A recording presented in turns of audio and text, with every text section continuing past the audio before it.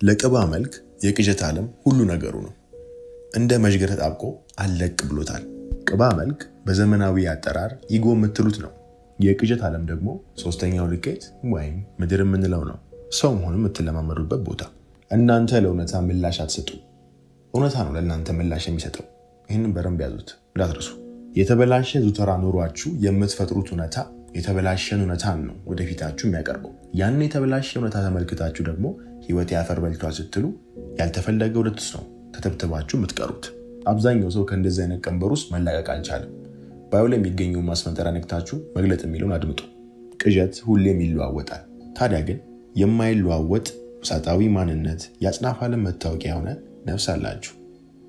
የነፍስን ባህሪ መገንዘብ በሶስተኛው ልኬት ላይ የበላይ ሆኖ ጨዋታውን ለማለፍ ይረዳል።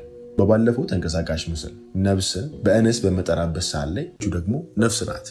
ለምን እንስት ሆነች አላውቅም። ለስያሜ እንዲመች የተጠቀምኩት። ቀጥታ ከጾታ ጋር ያገናኛችሁት አላችሁ።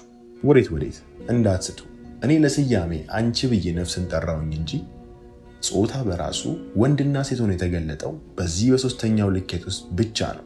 ከልኬት በምንሻገርበት ሰዓት ላይ የኃይል ውክልና ኖሯቸው ነው በበላይ ሆነው የሚመሩት። ማለትም ጾታ አንዱ የአጽናፈ ዓለም ህግ ነው። የአጽናፈ ዓለም ህግ ውስጥ ግን ወንድ ሴት ሆኖ የተገለጠው ሶስተኛው ልኬት ላይ ሆነ እንጂ ከበላይ ዓለማት በዚህ የሚወከል ሳይሆን በኃይል ደረጃ የሚቀመጥ ነው እንደማለት ነው።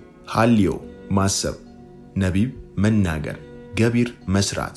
በማሰብ በመናገር በመስራት ሂደት ውስጥ ሰው የግል እውነታውን ይቀርጻል፣ ያቀናል። ከመጽሐፈ ሰማያዊ ሰባቱ ኃይሎች ከሚለው ውስጥ አንዱን አንቀጽ ባነብ ይህንን ያጠናክራል።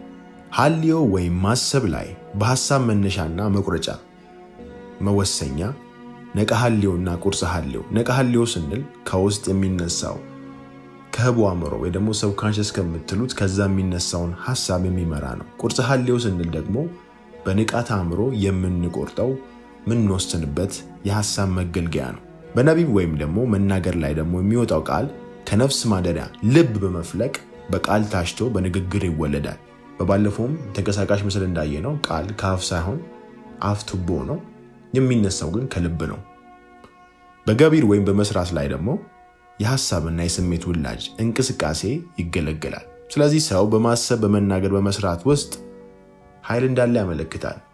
አንድ ኃይል ነው ያለው። ኃይሉን ደግሞ የተዘዋወረ ከአንዱ ወደ አንዱ የተገለባበጠ ነው የምንገለገለውና ሶስተኛው ልኬት ላይ የተሻለ ውጤትን ለማምጣት ይህንን መገንዘብ የግድ ይላል።